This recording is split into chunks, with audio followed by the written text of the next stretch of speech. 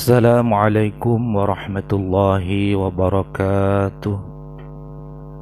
Alhamdulillah, wassalatu wassalamu ala rasulillah, Sayyidina wa habibina wa syafi'ina wa qurrati a'yunina Muhammadin ibn Abdillah sallallahu alaihi wasallam.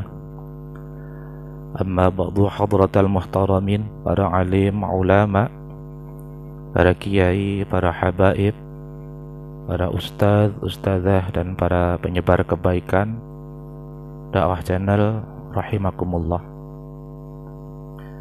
Alhamdulillah, untuk hari ini kita akan melanjutkan kajian menyikapi di akhir-akhir ini tentang pondok pesantren Az-Zaitun. Ada yang mengatakan apakah Az-Zaitun adalah kelompok Syiah? Karena ada beberapa yang mengatakan perbedaan ketika beramal. Ketika jamaah sholat, misalnya pesantren Az-Zaitun dalam satu shaf membolehkan laki-laki dan perempuan untuk bercampur. Ketika azan pun di pondok pesantren Az-Zaitun itu bisa kita lihat melalui video yang beredar. Ketika azan seperti orang yang orasi. Ada juga kita lihat dalam berbagai berita pesantren yang dipimpin oleh Panji Gumilang alias Abu Marik alias Abu Toto alias Samsul Alam atau Abdus Salam itu juga membolehkan khutbah Jumat oleh perempuan. Pondok pesantren yang dipimpin oleh Panji Gumilang yang beroperasi pada tahun 1999 itu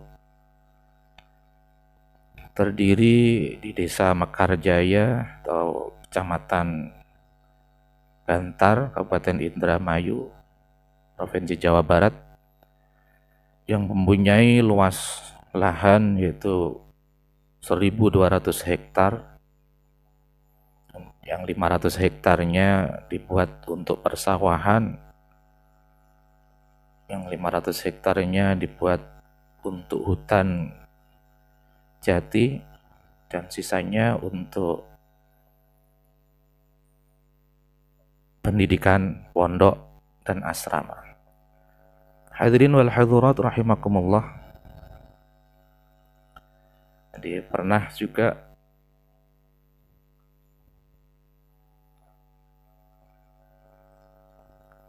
masyarakat menyebutnya bahwa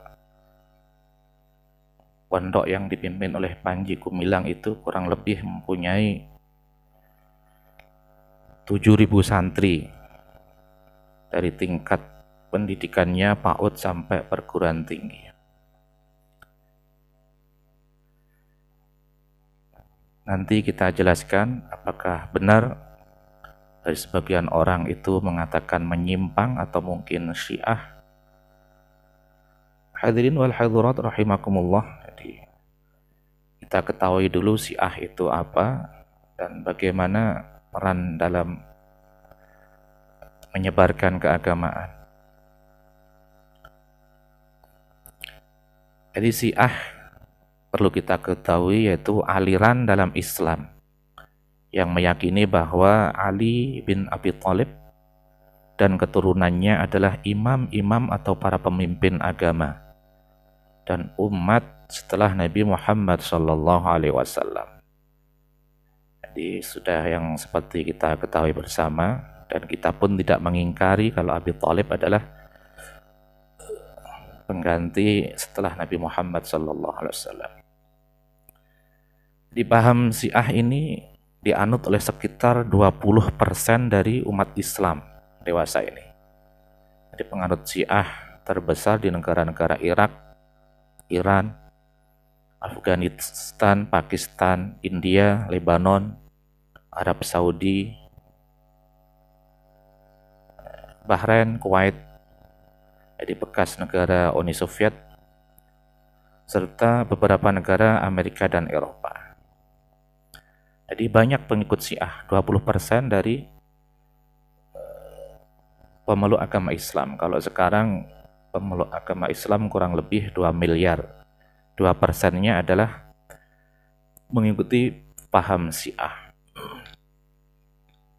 Hadirin wal hadirat rahimakumullah. Jadi untuk pendapat yang paling populer adalah bahwa Syiah lahir setelah gagalnya perundingan antara pihak pasukan Khalifah Ali dengan pihak pemberontak atau Muawiyah bin Abu Sufyan di Siffin, yang lazim disebut sebagai peristiwa At-Tahkim atau arbitrasi.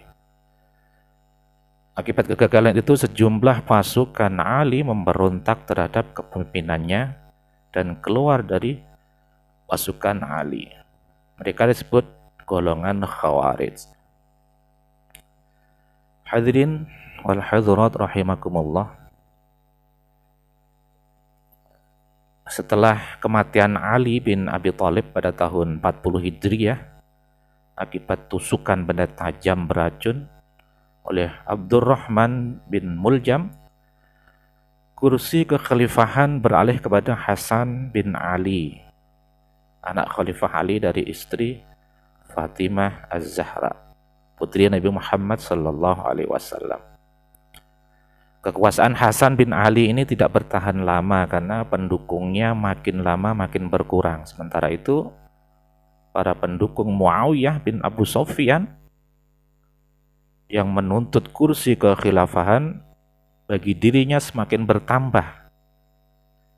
Melihat gelagat yang kurang baik ini, akhirnya Hasan bin Ali terpaksa menyerahkan kedudukannya kepada Muawiyah dengan persyaratan-persyaratan yang telah disepakati bersama, yaitu antara lain kursi kekhalifahan sesudah Muawiyah diserahkan kepada pilihan umat. Yang kedua, tidak boleh melaknat Ali bin Abi Thalib dan tidak mengambil tindakan balas dendam. Hadirin wal hadirat rahimakumullah, itulah sekilas perjalanan Syiah. Syiah juga mempunyai 12 imam atau rukun imam, jadi wajib diimani oleh pengikut Syiah, yaitu kepemimpinan yang telah diimani oleh kelompok Syiah ini. Yang pertama, Ali bin Abi Thalib, Hasan bin Ali bin Abi Thalib, Husain bin Abi Thalib, Ali bin Husain Zainal Abidin, Muhammad Al-Baqir, Ja'far As-Siddiq, Musa Al-Kazim, Ali Ar-Ridha, Muhammad Al-Jawad, Ali Al-Hadi, Hasan Al-Askari, Muhammad Al-Mumtaz atau Al-Mahdi. Itu wajib diimani oleh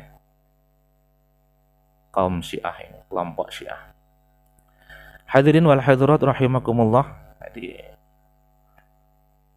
umat Islam Syiah ini sangat menghormati bulan Muharram. Jadi diperingati kaum Syiah sebagai hari berkabung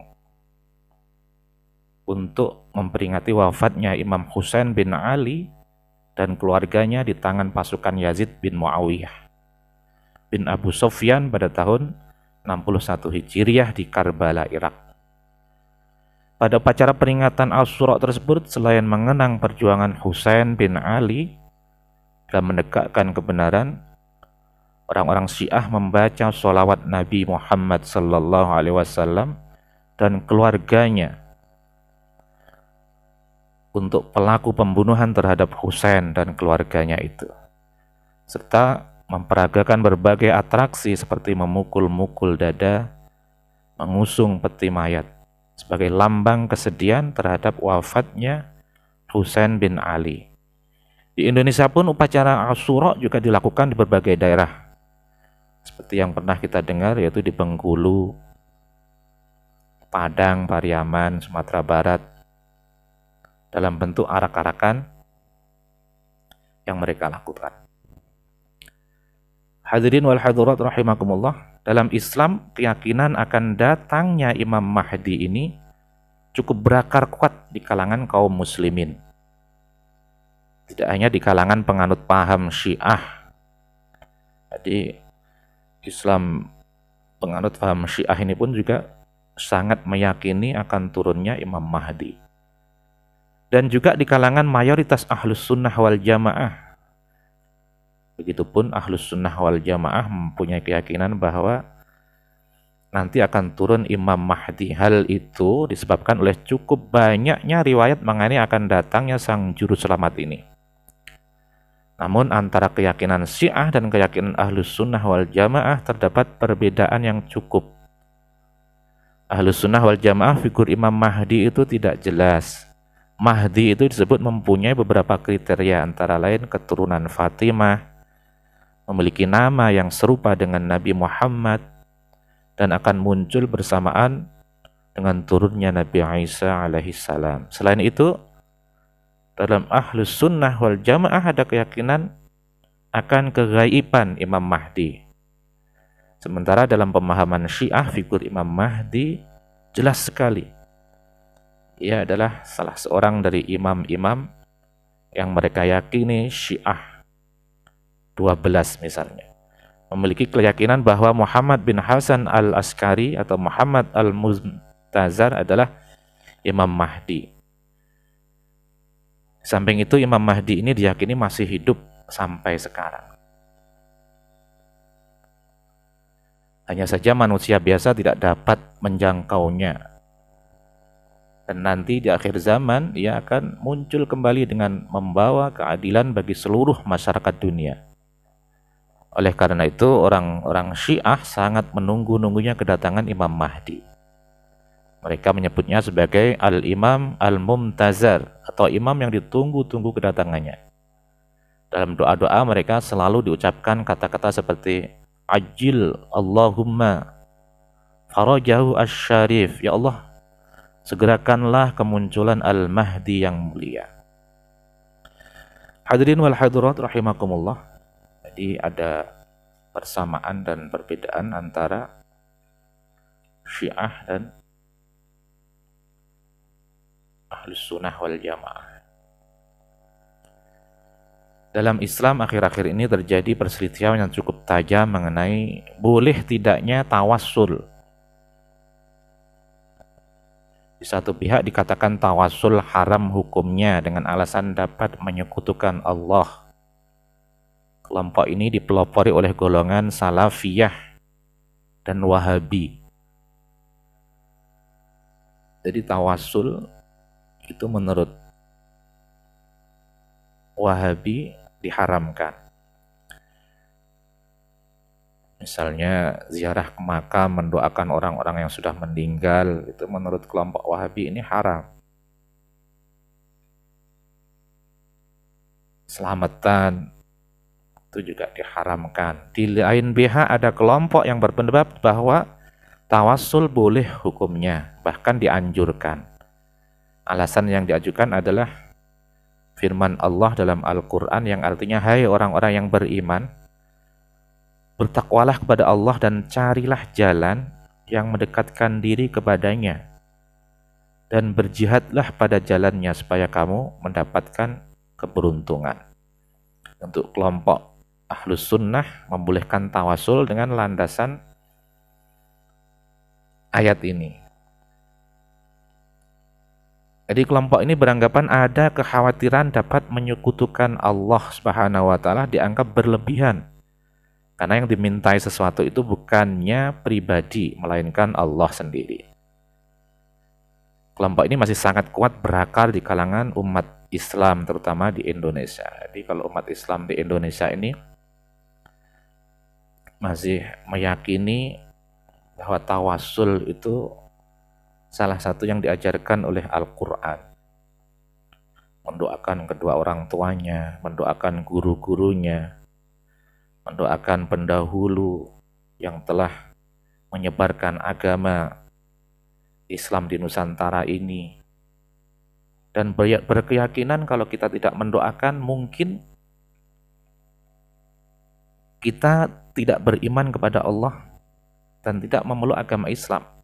Karena berkat jasa-jasanya pendahulu kita, maka kita meyakini bahwa tawasul mendoakan itu adalah salah satu ajaran dalam agama Islam. Dalam Syiah, tawasul merupakan salah satu tradisi keagamaan yang sulit dipisahkan.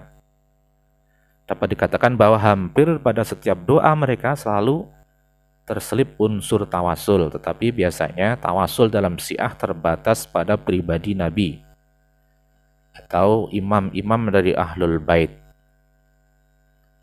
Jadi hampir ada kesamaan. Syiah pun juga melakukan tawasul. Dalam doa-doa mereka selalu dijumpai ungkapan-ungkapan seperti Allahumma bihaqqi Muhammadin wa ala ali Muhammadin. Itu tawasul kepada Nabi Muhammad. Ya Allah, demi kedudukan Muhammad dan keluarga Muhammad aku bermohon, dan seterusnya.